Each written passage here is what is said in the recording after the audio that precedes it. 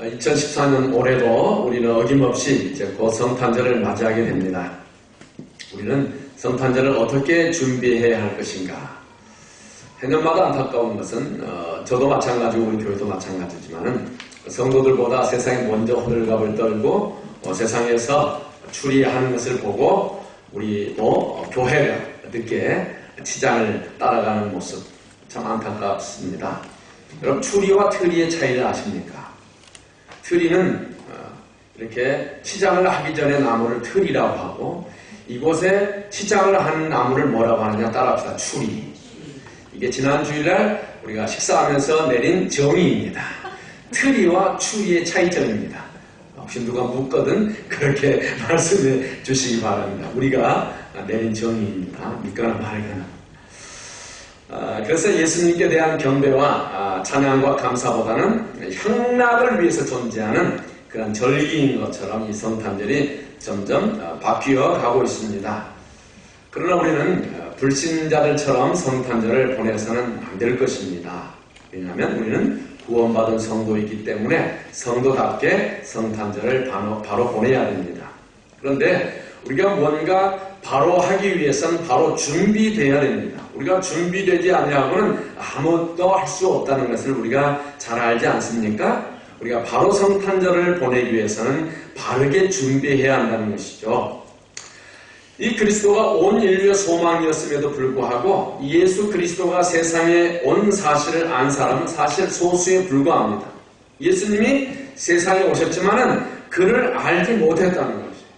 아니, 예수님이 스스로 자기가 창조한 자기 땅에 오셨으나 자기의 백성들이 아무도 알지를 못했다는 것이죠. 이러한 세상에 예수님이 오실 수밖에 없었던 것은 무엇입니까? 바로 인간의 죄 때문입니다. 왜 예수님께서 탄생하셨는가? 예수님의 탄생은 우리의 죄를 속량하시기 위함이었습니다. 그러므로 성탄절은 추리나 화려하게 장식하고 우리가 산타 할아버지의 선물이나 이야기하는 그런 절기가 아닙니다. 성탄절은 나를 위하여 하늘 영광 보좌를 버리시고 우리 죄를 속량하기 위해서 오신 예수 그리스도에게 우리의 죄악을 내어놓고 자복하며 그분 앞에 긍휼과 자비를 구하는 날이 바로 성탄절이라는 것이죠. 그러니까 성탄절은 인간이 죄인임을 알리는 날입니다. 예수님만이 참 인류의 메시아임을 선포하는 날이 바로 성탄절입니다. 그런데 성탄을 축하하면서 예수님은 없고 축제만 있습니다. 이런 모습은 오늘날에만 있었던 것이 아니고 과거에도 있었습니다. 오늘 우리가 읽은 본문을 보니까 예수님께서 탄생하실 때에 기쁨으로 축하한 사람이 있는 반면에 탄생하신 예수 그리스도에 대해서 무관심하거나 거절하거나 혹은 증오하는 사람들이 있었음을 우리가 발견할 수 있습니다. 그러면 오늘 아침에는 탄생하신 예수님에 대한 주변 사람들의 반응에 대해서 우리가 한번 살펴보고 어떻게 하면 바른 자세로 우리가 성탄을 맞이할 것인지 우리가 함께 생각하면서 하나님의 은혜를 기다려 보려고 합니다. 성탄을 맞이하는 사람들 가운데는 헤롯 왕 같은 사람들이 있습니다. 헤롯은요, 예수님의 탄생에 대해서 겉으로는 환영하지만 속으로는 저주하고 적의를 가진 사람입니다. 오늘 본문 2절에 보면 동방 박사들이 헤롯 왕에게 이렇게 말합니다. 유대인의 왕으로 나신 이가 어디 계시뇨? 라고 질문할 때 본문 3절에서 헤롯 왕과 온 예루살렘이 듣고 뭐 했어요? 소동한지라. 헤롯 왕은 물론이고 온 예루살렘이 요동했습니다. 그러나 헤롯 왕은 이러한 마음을 속이면서 동방 박사들에게 8절 말씀 보니까 가서 아기에 대하여 자세히 알아보고 찾거든 내게 보하여 나도 가서 그에게 뭐하게 하라? 경배하게 하라 말합니다. 이것은 헤롯의 본심이 아닙니다. 그죠? 겉으로는 예수님의 탄생을 환영하는 것처럼 보이나 속으로는 그렇지 아니한 것이죠. 마태복음 2장 16절 보니까 이에 헤롯이 박사들에게 속은 줄 알고 심히 노하여 사람을 보내어 베들레헴과 그 모든 지경 안에 있는 산의 아이를 박사들에게 자세히 알아본 그때를 기준하여 2살부터 그 아래를 다 뭐 했어요? 다 죽이니. 무고한 유아들을 죽이는 엄청난 일을 지금 헤롯 왕이 자행하고 있는 것입니다. 그러면 헤롯이 누구냐? 헤롯은 에서의 후손인 이둠의 사람 안티파터의 아들로서 주전 73년경에 태어났습니다. 그는 BC 예수님이 탄생하기 전 BC 47년에 로마의 시저에 의해서 유대의 총독으로 임명되고 그 후 7년 후인 BC 40년에는 유대의 분봉왕, 지역의 왕으로 임명되어서 예수님이 탄생하는 시기인 BC 4년까지 통치했습니다. 그럼 예수님께서 태어나실 그 나이에 70세예요. 70세임에도 불구하고 그의 권력을 지키기 위해서 수단과 방법을 가리지 않음을 오늘 2장 16절을 통하여서 우리가 잘 알 수가 있습니다. 헤롯은 의심이 많은 사람입니다. 또 잔인한 사람입니다. 그리고 반역할 음모를 꾸미고 있다는 망상 때문에 그의 아들 3명을 다 죽였어요. 자기 아들을. 자기의 와이프도 죽였어요. 그리고 자기의 장모님도 죽였어요. 자기의 권력을 지키기 위해서. 그래서 전해져 내려오는 말에는 헤롯의 아들이 되기보다는 차라리 그의 돼지가 되는 것이 더 안전하다. 얼마나 주변 사람을 많이 죽였어요. 그래서 헤롯은 스스로 생각할 때 자기가 죽었을 때 세상 사람들이 슬퍼하지 않으리라고 생각하고 내가 죽으면은 내 주변에 명성 있는 사람들을 함께 죽여라. 그래서 훌륭한 신하들을 죽일 때에 그 주변에 많은 사람들이 울음을 통하여서 그 슬픔의 소리를 자기로 돌리기 위하여서 그 사람들을 많이 죽기를 즐겨했던 그런 편집광이었다는 것이에요. 오늘 헤롯 왕에게 유대인의 왕으로 나신 이가 어디 계시뇨? 충격 아니겠어요? 자기가 뭐예요 지금? 자기가 왕인데 자기가 유대인의 분봉 왕인데 유대인의 왕으로 나신 이가 어디냐? 충격이에요. 그래서 소동한지라 라고 성경은 말하고 있습니다. 여기서 소동한다는 말은 뒤흔들다, 흥분케 하다, 당황하다, 요동하다 그런 뜻입니다. 그러니까 극심한 불안과 공포의 현장이 예수님의 탄생이라는 그 한마디 말 때문에 일어난 이 유대의 상황인 거예요. 지금 헤롯은 70세의 나이에도 불구하고 어떻게 보면 그 당시에 70세는 쇠약해진 나이 아니겠습니까? 그럼에도 불구하고 예수님의 탄생의 소식에 아주 안간힘을 쓰면서 잔인무도하고 피해 굶주린 그 폭군처럼 자기의 자리를 지키기 위해서 그 왕권을 지키기 위해서 아주 미친 행동을 하는 것을 오늘 우리가 성경을 통하여서 볼 수가 있었습니다.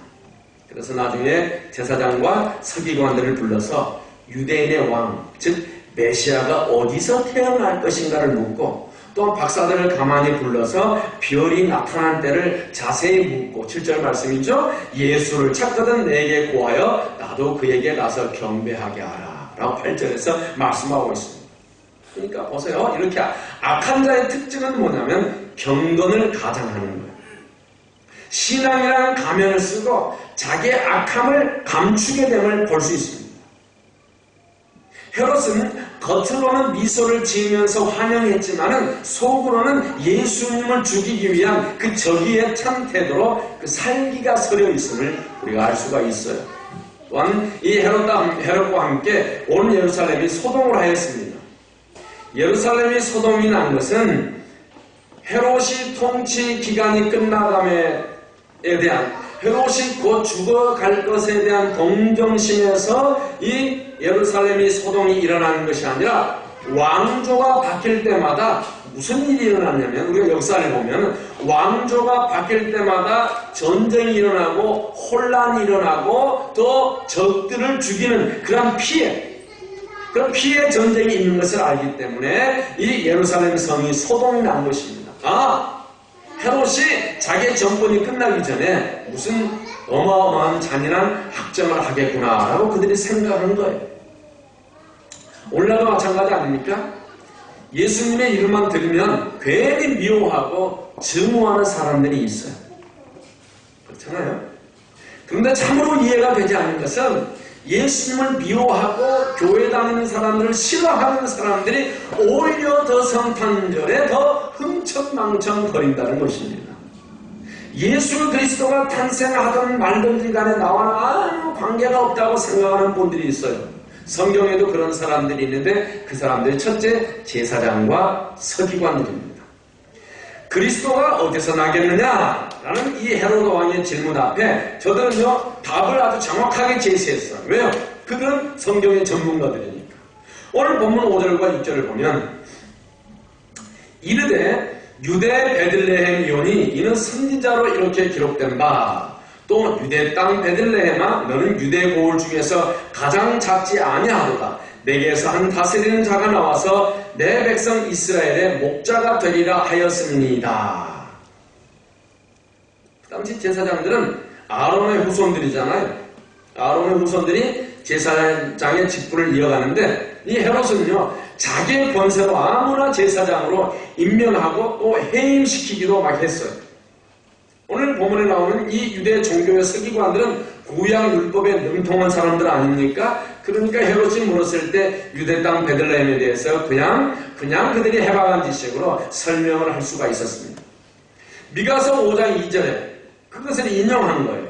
그리스도의 탄생 지역이 유대 땅 베들레헴이라는 것이 구약에 나와 있기 때문에 구약 박사들이 헤롯이 물어보았을 때 정확하게 대답을 해 주었다는 것입니다.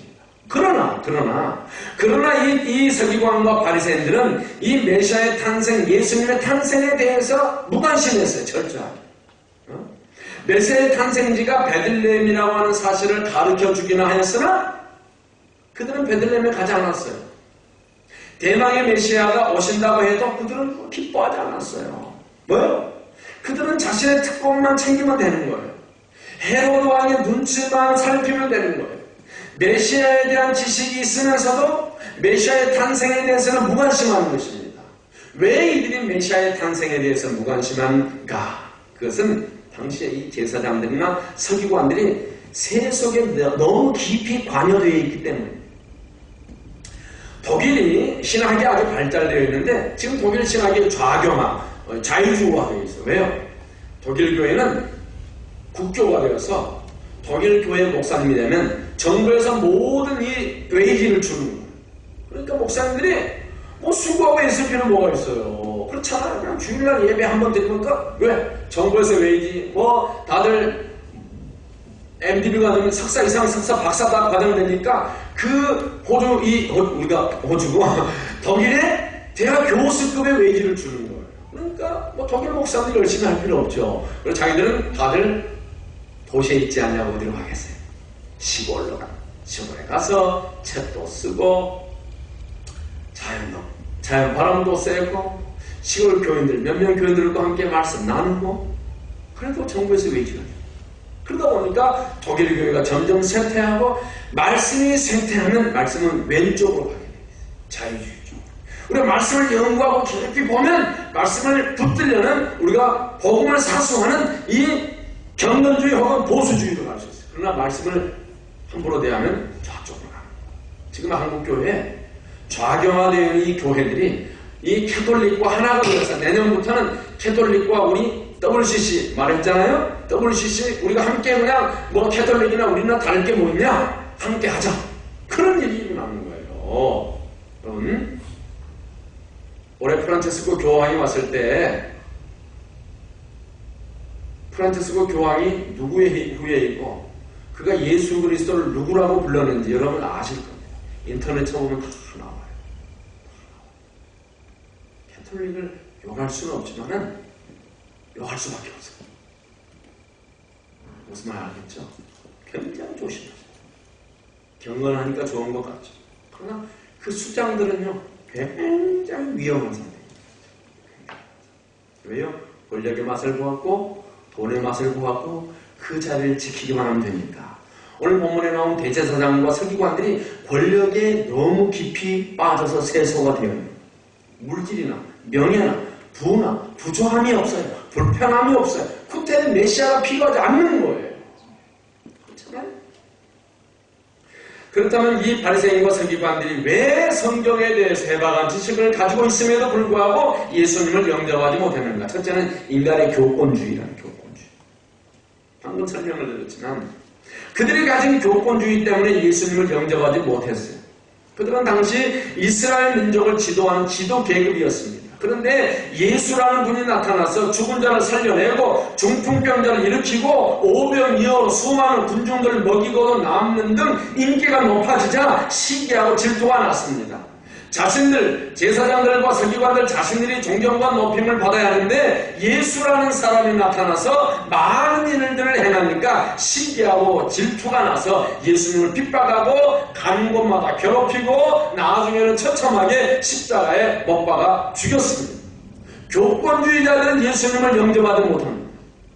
교권주의란 바리새인들과 서기관들처럼 교회의 직분을 하나의 권리로 착각해서 남에게 명령하고 영향력을 행사하려는 것을 말합니다. 여러분이나 우리 모두는 죄성을 갖고 있기에 자칫하면 우리 모두가 그렇게 되기 쉽습니다. 교회 직분은 섬기는 직책입니다. 우리 주님께서도 친히 제자들의 발을 씻기심으로 섬김의 본을 보이셨다는 사실을 저와 여러분은 기억하시기를 간절히 축원합니다. 왜 이들이 예수님을 영접하지 못했는가? 형식주의 때문에, 외식주의 때문에. 예수님을 영접하지 못한 사람들은 형식주의자들과 외식주의자들입니다. 바리새인과 서기관들이 그러는 거예요. 이들은 누구보다 성경을 잘 알았다고 말씀드렸습니다. 그럼에도 불구하고 예수님은 그들을 향하여 뭐라고 말했느냐면 한번 따라합시다. 회칠한 무덤. 성경을 잘 알지만 예수님은 그들을 평가하기를 뭐라고 했느냐? 너희들은 회칠한 무덤이다. 외식주의자라고 책망을 했어요. 겉으로는 훌륭하게 보였지만 속에는 정성도 없고 하나님을 사랑하는 마음도 없었어요. 지난주입니까? 지난주 전도 복벌 훈련을 봤는데 우리 이 스라스필드 가까이 있는 어느 나름대로 제법 꽤 큰 우리 시드니에서 역사가 꽤 있는 그 교회 목사님이 제게 말씀, 목사님, 제가 그래서 목사님, 아니 왜 전도복벌을 목사님이 왜 받으려고 해요? 교회 관리하기 힘들 텐데 그때 목사님, 저보다 한참 미치기 때문에 편하게 말을 했는데요. 목사님 너무 힘들어요. 왜 힘들어요? 난 부러워 죽겠는데. 내가 그랬어요.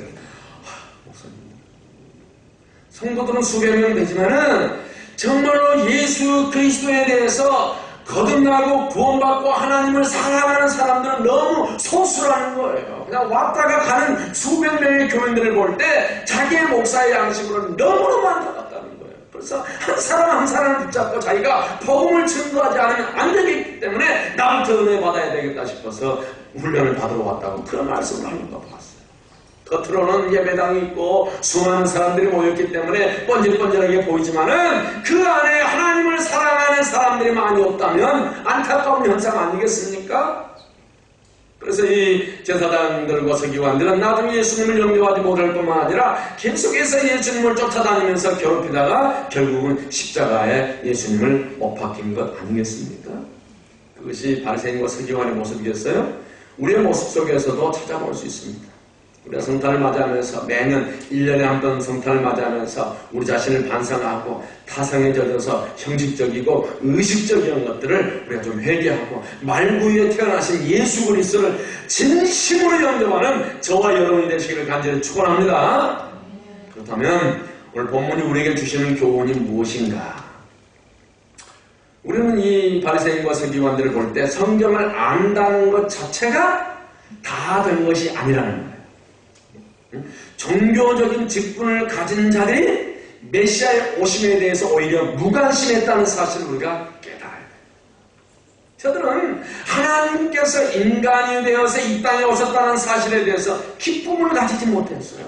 그냥 습관적으로 봉사했어요. 지식적으로 성경을 연구했어요. 정작 구약 성경이 가르치는 오신 메시아에 대해서는 무관심했던 자들. 오늘날 교회 안에도 이런 자들이 없다는 보장을 우리가 할 수가 없는 것 아니겠습니까?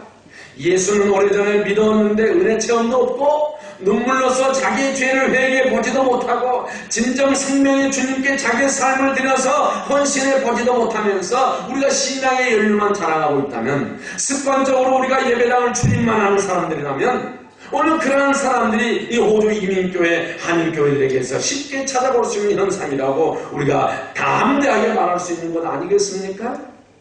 우리는 안다는 것과 믿는다는 것에 대해서 우리가 착각하는 경우들이 많아요.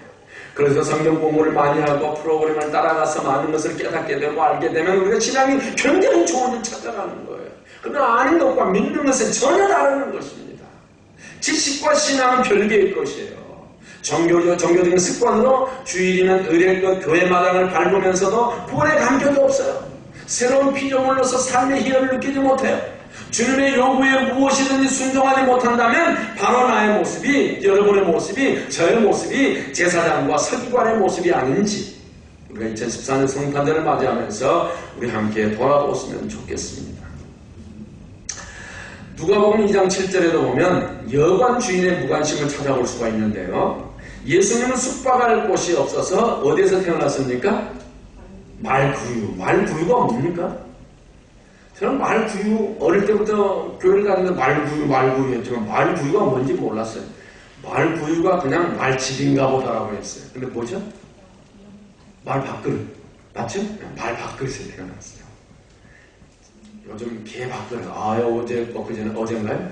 개밥그릇에 밥을 주러 갔더니 개미 떼가 어마어마하게 붙어있는 거예요. 그래서 개미를 소탕하자라고 AJX 스프레이를 들고 온 집을 돌아다니면서 봤더니 막 개미가 수천 마리가 줄을 서서 몇 군데 사는, 이 집 구석 안에 지금 어딘가는 그분이 아니죠. 그녀가 앉아 계실 텐데. 그죠? 그녀가 누굽니까? 여왕개미죠? 그 남정네들 수천의 남정네 개미들이만 뭘 그렇게 바쁘게 왔다 갔다 같은 남자로서 화가 났어요. 그래가지고 이 속없는 남정들아 제가 스프레이를 그 구멍 근원으로부터 바닥에서 벽으로부터 흙바닥까지 쫓아다니면서 그냥 말살을 시켰어요. 헤롯을 생각하면서. 근데 얘들이 나 녹아서 벽에 붙어버리더라고. 벽에 붙어버려. 좀 죄송했지만 그녀에게 죄송했어요. 아마 또 다른 이 소없는 남자애들이 또 줄을 지어서 또 이렇게 밥 갖다 주러 갈 텐데 그 안에 들어도 어떻게 해결할 수 없는지 이게 소독을 하면 다 없어지는지 제가 모르겠지만 개밥그릇 이야기했습니다. 말구유는 말의 밥그릇. 예수님이 숙박할 곳이 없어서 말구유에서 태어났어요. 만약에 여관집 주인이 여러분 생각해 보세요. 만약에 여관집 주인이 예수님이 메시아예요. 만왕의 왕인 줄 알았다면 아마 여관집 주인이 자신의 안방이라도 내어주었을 것입니다. 제 친구 어머님이 여관을 했어요. 또 저희 고모님이 여관을 하셨어요. 근데 보면요, 이렇게 추석이나 성달 손님들이 많이 올 때는요, 어느 방을 내줘요? 자기들이 잠자는 안방을 내줘서 손님을 받더라고요. 자기들은 어디가 잘까요? 안 자요. 뭐가 보입니까? 돈을 벌어야죠. 잠 안 자도 되냐. 너무너무 기분 좋은 거예요. 손님이 계속 오니까. 오늘 이 여관방 주인이 아마 예수님이 메시아인 줄 알았다면 자기 안방이라도 내어줬을 텐데 몰랐기 때문에 그 영광을 얻는 기회를 놓쳐버리고 말았어요. 바쁜데. 왜 예수님의 성탄에 무관심하는가 오늘 우리들이? 왜 세상 사람들이 오늘 예수님의 성탄에 대해서 이 교회들이 무관심하는가? 첫째는 세상 일에 바쁘기 때문에. 우리는 너무 바빠요. 아까 우리 하늘이가 목사님 여기 불 반짝이 어디 집에서 찾아보셨어요 하는데 그 말 듣고 부탁할 때 생각하게 보고 오늘 그 말 할 때 두 번째 생각하는 거예요. 바빠요. 바빠. 왜 이렇게 바빠요? 왜 바쁘죠? 그렇지 않은 변한 거 하나도 없는 거예요. 괜히 이 일에 저 일에 바빠요. 짜증이 나요. 짜증이. 왜 바쁩니다 하는 내가 하나님 말씀 앞에 좀 더 엎드려 앉아있으면 좋겠는데 막 여기 가야 돼 저기 가야 돼. 그래서 내게 어째 자, 어느 목사님 잘 쓰시던 영어인데 저도 한번 써보겠습니다. 쏘아. 그래서 어쩌라고요. 열심히 쫓아다니는데 그래서 어쩌라고요. 안에 영적인 갈등이 저를 짓누르는 거예요. 너무 바빠요. 직장일이 바쁘고요. 청사에 너무 바빠요. 그래서 자기 집에 모실 수 있는 그 찬스를 여관집 주인이 놓치는 그 영광 상실하고 마는 것입니다.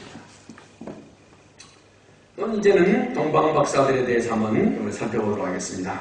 동방박사들에 대해서는 이름도 출신도 알 수가 없습니다. 그런데 이 이방인들이 어떻게 오시는 메시아를 알게 되었고 초자연적인 별에 의해서 예수의 메시아임을 어떻게 확신하였는지 한번 우리가 알 수가 없지만은 중요한 것은 오늘 제목의 말씀이 성탄을 준비하는 자세. 동방박사들은 첫 번째 철저히 헌신함으로 성탄을 준비했습니다. 준비하는 헌신이 필요합니다. 헌신. 본문 1절 말씀을 보시면 같이 읽어봅시다. 시작. 헤로드 왕 때에 예수께서 유대 베들레헴에서 나심에 동방으로부터 박사들이 예루살렘에 이르러 말하되. 예수님은요 역사 속에 나타났습니다. 분명히 아셔야 됩니다. 헤롯이 다스리던 그 시기에 역사 속에서 나타났어요. 가상인물이 아닙니다. 꾸며낸 이야기가 아닙니다. 그것을 오늘 본문이 증거하고 있는 거예요. 생명의 주인 되신 우리 예수님께서는 이 어두운 때에 세상에 태어나셨어요. 그리고 성경을 잘 알고 있는 유대인들은 이 사실을 알지 못했지만 이방의 나라에서 온 박사들만이 유대인의 왕으로 오신 예수님을 찾아 나선 것입니다. 이들이 비록 이방인이었지만 기쁨과 감격에 찬 경배를 예수님께 드릴 수 있었습니다. 서기관과 제사장의 도움으로 메시아의 탄생 장소인 베들레헴을 알게 되었고 그리고 나중에 전에 나타난 그 별의 인도함을 받아서 아기 예수님이 계신 집까지 쉽게 찾아올 수 있었습니다. 베들레헴을 저도 가보았는데요. 베들레헴은 예루살렘에서 남쪽으로 약 8km 정도 떨어진 곳으로 다윗이 태어난 고향입니다. 조그만 언덕에 있는 그런 조그만 마을인데요. 다윗의 도성이었어요. 베들레헴이라는 뜻은 떡집이라는 떡집. 생명의 떡이신 주님의 오심을 나타내는 장소라고 우리가 의역을 할 수 있겠습니다. 여러분들 유대인들은 구약 성경에 능통하잖아요. 그러나 동방박사들은 별에 의해서 그들이 별을 연구하다가 별에 의해서 메시아가 태어난 것을 알게 되었어요. 그들은 적은 은혜로 메시아를 만나게 된 것입니다. 그리고 동방박사들은 그 메시아를 만나기 위해서 죽음을 무릅쓰고 그 먼 길을 마다하지 않고 예수님을 찾아왔습니다. 그들은 오직 아기 예수께 모든 것을 드리기 위해서 자기들의 모든 것을, 삶을, 연구를 포기하고 생명을 바쳐서 베들레헴까지 찾아왔습니다. 예배가 무엇입니까? 예배는요, 자기를 포기하는 거예요. 예배가 무엇이냐? 예배는 생명을 드리는 것입니다. 그리고 하나님을 만나는 것이에요. 과연 우리에게는 동방박사들 같이 예수님께 경배드리기 위해서 우리를 포기하고 생명을 드리면서 우리가 예배에 임해 본 적이 있으십니까? 우리 지난주 영상을 보셨잖아요. 그 영상보다 더 놀랐어요. 너무 놀랐어요. 탈북하기를 원합니다. 그전에는 미화 2,500달러면 한 사람을, 북한에 있는 사람을 중국을 통해서 라오스나 몽골을 통해서 이렇게 탈북을 시킬 수 있어요. 지금 돈이 좀 올라서 한국 돈으로 300만 원 정도만 들면 지금이라도 북한에 있는 사람을 빼내올 수 있어요. 그래서 밖에 나와 있는 이 탈북민들이 돈을 들여서 그 사람을 몰래 빼내. 중간에 브로커들이 군인들에게 돈을 주고. 이게 다 이 세상이 이만큼 공산주의 굉장한 것 같지만요, 돈 앞에는 굴복하는 거예요. 돈 주면은 다 질러주고 도강하는 거, 도망강, 압록강 건너는 거 다 봐주는 거. 그러니까 300만 원 들면 한국 땅까지 다 오시는 거. 근데 그 탈북의 찬스를 포기하고 내가 이곳에서 떠나는 것이 좋은가, 이곳에서 죽는 것이 좋은가 하나님께 물어봤을 때 네가 신앙을 지켜왔던 이 북한 땅을 떠나서 어디로 갈래? 차라리 이곳에서 예배하거라. 그리고 예배하다가 온 가족이 몰살된 사건을 우리가 지난주 영상을 통해서 여러분 보신 줄로 압니다. 예배는 내 생명을 드리는 거예요. 그게 우리의 예배입니다.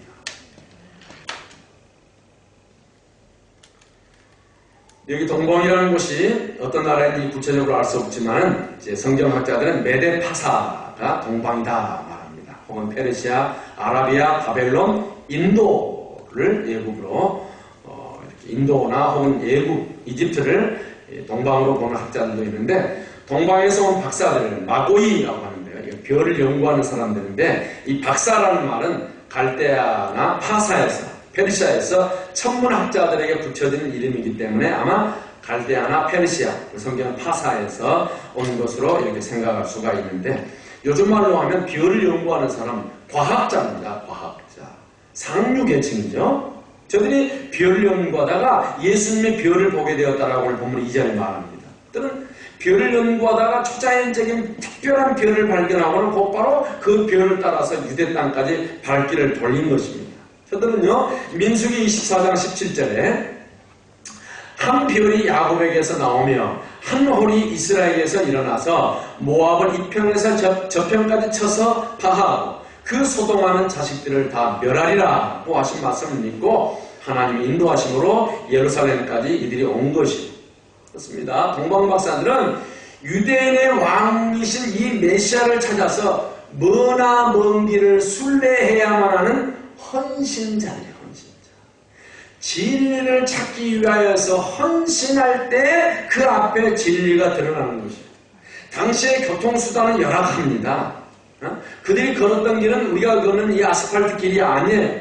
아름답게 포장된 길이 아닙니다. 참으로 험난한 길입니다. 먼지를 뒤집어 쓰고 걸어가야 하는 그러한 길이에요. 우리 신앙생활이 뭐냐? 영광의 길이 아니라는 거죠. 십자가의 길이라는 거죠. 평탄한 길이 아니라는 거죠. 아스팔트가 깔려있는 길이 아니라는 것입니다. 앞에 돌짜기가 놓여있고 걸림돌이 있고 고난의 길이 우리 앞에 있음에도 불구하고 그래도 가야만 하는 길이 저와 여러분이 믿는 예수 그리스도께서 우리에게 보여주신 그 영원한 생명 길인 줄로 믿습니다. 우리가 이민생활하지만 특별히 이 이민교회 안에는 교회 직분을 벗어버리고 대중 속에 숨어버리는 사람들이 많습니다. 십자가를 지기 싫어하는 사람들을 우리가 어디서나 볼 수 있는 그런 이민사회 속에서 우리가 살고 있습니다. 예수를 믿는다고 하지만은 예수로 말미암아 도움받았다고 소리치지만은 고난의 길을 거추장스럽게 생각하는 성도들이 점점 늘어나가고 있는 이런 한국교회뿐만 아니라 우리 한인 이민교회를 보는 거예요. 정말 불행한 일이 아닐 수 없어요. 우리 한국교회가 1200만이 교회 다닌다고 자랑할 때가 어땠는데 지금은 800만 찍고 있어. 800만. 국민소득 15,000불이 지나면 사람들 생각이 바뀌기 시작한다. 우리 호주는 지금 45,000불, 5만 불 가까이 되잖아요. 그나마 호주에 교회가 있다는 자체가, 우리 힐송 처치가 있다는 자체가 저는 하나님 앞에 감사합니다. 특별히 우리 한인교회가 또 우리 중국교회가 있다는 사실에 대해서 저는 감사합니다. 우리 한인교회들이 중국교회, 이 호주 땅에 다시 한 번 더 부흥의 불길을 가져올 수 있는데 저와 여러분이 쓰임받기를 간절히 축원합니다. 이 동방박사들 상류계층이라고 말씀드렸어요. 생활이 넉넉한 사람들. 그들이 뭐 평안을 추구하니까 밑에 있는 사람들을 시켜서 한번 따라가 보라 할 수도 있어요. 그러나 자기들 스스로 예수님을 찾아서 순례의 길을 떠났습니다. 생명의 위협을 느끼는 여행길임에도 불구하고 죽음을 무릅쓰고 먼 길을 떠났다는 것입니다. 예배의 길이잖아요. 참된 예배는요, 이렇게 생명 바쳐서 주님을 만나는 것입니다. 우리 한국왕교회는요, 특별히 북한 주민을 생각하면서 그들이 생명 바쳐 주님을 만나는 그들을 생각하면서 우리가 예배 때마다 내가 생명 바쳐 주님을 만나는 이 자리에 나왔습니다라고 교회 도착하면 고개 숙여서 기도하셔야 돼요. 응? 이 동방목사들은 성경을 잘 알지 못함에도 불구하고 그렇기 때문에 그들이 베들레헴이 아닌 처음에는 예루살렘 큰 성, 예루살렘 성으로 그들이 찾아가는 거예요. 그러나 서기관들의 조언을 듣고 이제 예루살렘에서 베들레헴으로 가려고 할 때 그때 또 그들이 보았던 그 별이 나타나서 그 별을 따라서 예수님이 태어나신 곳까지 그들이 갈 수가 있었다는 사실. 만왕의 왕이신 주님께 경배하려고 하는 자들에게는 남이 알지 못하는요, 신비로운 은혜 체험이 있어요. 예수님을 여러분들이 만나려고 발버둥을 치면요, 남에게 표현할 수 없고 남에게 말할 수 없는 하나님과 나만이 가지고 있는 그 신비로운 은혜 체험이 있다고. 그걸 우리가 가져야 되는 거예요. 그것 때문에 우리가 하나님 앞에 나오는 거 아니겠습니까? 왕을 찾아서 나서는 것, 예수 그리스도 하나님의 위대하신 앞에 찾아 나서는 것, 그것이 오늘 우리가 성탄 축하의 중심이고 목적이 되어야 되는 것이죠. 자녀들에게 선물을 주는 것이 성탄절이 아니라, 아이들이 크니까 요즘 조금 부담이 덜해요. 아이들이 어릴 때는 이거 성탄 아이들 무슨 선물 줘야 되나? 왜? 나중에 뒷말을 없애기 위해서. 요즘 그나마 좀 크니까 저희들은 자유하지만 저들은 기다리고 있는지 모르지만은 저희들은 마음이 자유해요. 아시면 네가 뭘 사 이러면 되지만은 이제 학교 다닐 때는 그럼 뭘 사줘야 되지? 그러니까 목사의 마음조차 성탄절이 다가오면 예수님께 집중하는 것이 아니라 자녀들에게 집중해서 야, 또 돈도 없는데 어떡하나? 이러는 거예요. 지금은 걱정 안 해도 됩니다. 웃네. 걱정 안 해도 될 것 같아요. 자, 오늘 우리가 어떤 그 성탄절날 그런 것 때문에 고민하는 것이 아니라 우리를 영원한 진노에서 건져내신 그분께 예물을 드리는 것이 참된 성탄인 줄로 믿습니다. 왕을 찾아 나서는 이 헌신된 동방박사들의 모습이 바로 우리의 모습이어야 할 것이다. 주님을 만나기 위해서 고난도 감수한 그런 믿음이 우리에게 있어야 돼요. 그리고 그 주님께 예물을 드림에 있어서도 인색함이 없어야 됩니다. 오늘 본문 2절 보니까 유대인의 왕으로 나신 이가 어디 계시냐? 우리가 동방에서 그의 별을 보고 그에게 경배하러 왔느니 11절에 집에 들어가 그 아기와 그 모친 마리아에 함께 있는 것을 보고 엎드려 아기께 경배하고 보배합을 열어 황금과 유향과 모략을 예물로 드리니라. 동방박사들의 성탄 방문의 목적은 왕께 경배하고 그분께 예물을 드리는 것입니다. 왕께 경배. 그 성탄의 본질이요 성탄의 목적입니다. 저들의 생명을 바치고 자기들의 생활을 포기하고 베들레헴까지 찾아온 것은 요셉을 만나기 위함이 아니에요. 마리아를 만나기 위해서 찾아온 것이 아니라니까요. 그들은 메시아 대신 아기 예수님께 경배하기 위해서 오실 줄로 믿습니다. 우리는 하나님을 기만하려고 해서는 안 될 것입니다. 주님을 만나기 위해서 이런 헌신도 없이 참된 경배를 드릴 수 있다고 생각하는 것처럼 위험한 생각은 없습니다. 이제 동방박사들은 만왕의 왕 되신 예수님 앞에 그분께 경배하고 그들이 가져온 보배함을 열어서 뭡니까? 첫째는 뭐예요? 황금과 둘째는 유향과 셋째는 모략을 예물. 황금은요 왕께 드리는 최고의 선물입니다. 예수님은 왕이셔요. 예수님을 왕임을 인정하는 행위가 황금을 드립니다. 두 번째가 뭐예요? 유향은 제사장들이 성전에서 향을 피울 때 사용하던 약이에요. 향이에요, 향. 그러니까 예수님께서 대제사장 되심을 이미 동방박사들은 자기들은 의미 없이 준비했지만 하나님의 계시가 그 안에 있는 거예요. 하나님은요 세상 사람들을 통하여 하나님은요 세상을 통하여서 그분의 뜻을 이루어가는 거예요. 저나 여러분들은 하나님께서 그분의 세상을 만들어가는데 우리는 사용되는 도구인 줄로 믿습니다. 도구가 잘 사용돼야죠. 모략은 죽은 사람들의 시체에 바른 약입니다. 이것은 예수님께서 순환과 죽음을 나타내는 그가 우리의 구원자 되심을 표현하는 증거예요. 예수님은 죽었다가 살아나실 거라는 거죠. 이렇게 진정한 경배에는 이렇게 헌신이 담겨진 정성 어린 예물이 있다 하는 것입니다. 어쩌면 우리에게도 성탄의 감격과 기쁨이 없는 것. 어떻게 보면 우리가 정말 예수님을 왕으로 제사장으로 그분의 구원에 대해서 우리가 인정하지 못하기 때문에 아니 그분에게 이러한 정성껏 드릴 예물이 우리에게 마음의 준비가 안 되어 있기 때문에 우리가 성탄절을 맞기가 두려운지도 모르겠습니다. 두 번째, 동방박사들은요 성령의 지시에 순종하는 사람들입니다. 오늘 10절 말씀 보시면 같이 읽겠습니다. 시작. 그들은 꿈에 헤로데게로 돌아가지 말라 지시하심을 받아 다른 길로 고국에 돌아다니라.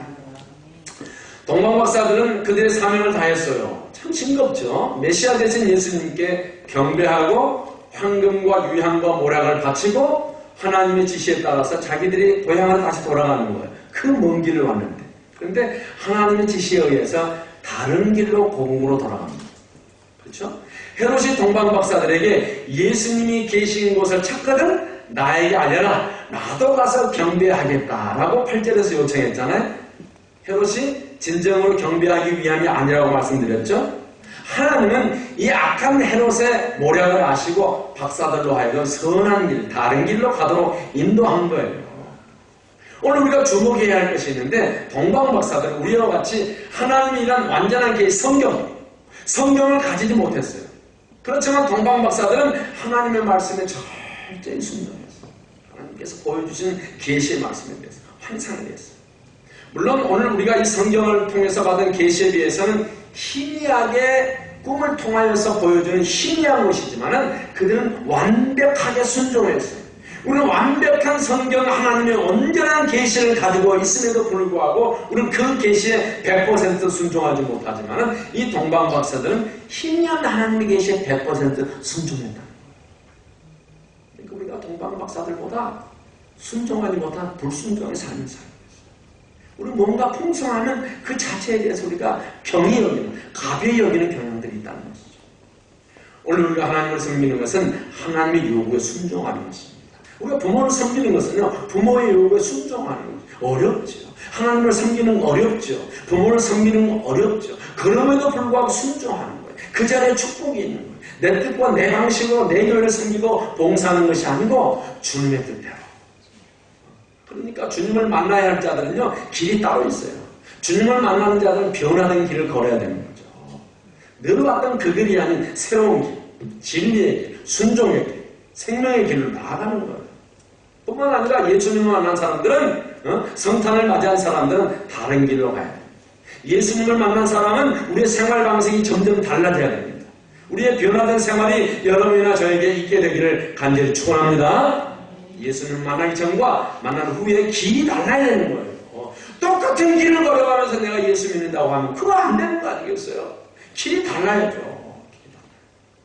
뭔가 달라야 되는 거예요. 우리가 달리지 못하기 때문에 세상 사람들이 우리에 대해서 한탄하는 거잖아요. 우리는 이 길로 가자면 너희들은 저 길로 가야 되는데 우리가 가는 이 넓은 길을 왜 너희들도 오려고 하느냐. 제발 너희들은 이 길로 오지 말고 저 길로 가라는 거예요. 그래 너희들과 우리가 구별될 것이 아니냐. 너희들은 천국 가는 길이고 우리는 지옥 가는 길인데 왜 너희들이 우리로 하여금 지옥 가지 말라고 하면서 너희들도 우리가 함께 가는 지옥 길로 가고 있는, 이건 지금 세상 사람들이 한탄하는 소리 아니겠습니까? 그러니까 지금 세상이 교회를 책망하는 거예요. 너희들 그러면 안 돼. 왜 우리와 함께 지옥길로 가려고 하느냐. 너희들 천국길로 가라. 우리와 함께 오지 말라. 세상이 교회를 지금 매니징해주고,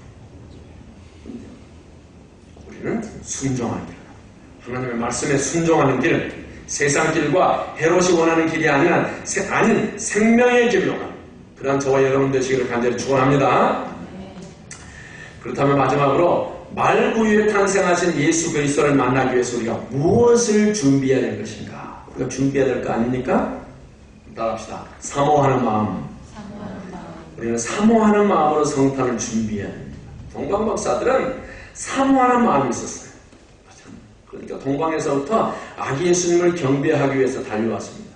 사모하는 마음에 정성이 담겨 있습니다. 사모하지 않으면 정성이 없어요. 사모하지 않으면 헌신하지 않습니다. 사랑해야만 헌신하는 거예요. 사랑하는 사람에게 정성이 들어가는 거 아니겠습니까? 오늘날도 예수님의 탄생을 맞이하면서 사모하는 마음을 우리가 예비해야 됩니다. 예수님을 사모하는, 하나님을 사모하는 마음. 하나님을 사모하는 영혼에게는 하나님께서 만족한 은혜를 주시겠다.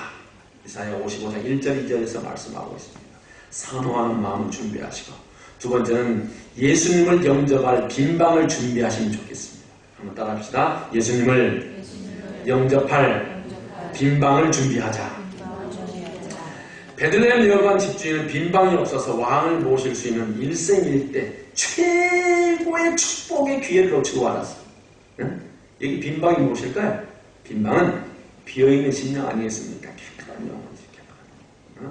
예수님께서는 심령이 깨끗한 자에게 찾아오는 거예요. 우리 심령이 깨끗하지 않으면 주님의 은혜가 내리다가 가버려요. 오다가 돌아가는 거 아니겠습니까? 왜요? 예수님께서 거룩하시기 때문에. 그렇죠? 예수님은 거룩하시기 때문에 더러운 곳에는 예수님이 좌정하지 않으십니다. 우리가 영접할 빈방, 깨끗한 심령을 우리가 준비해야 됩니다.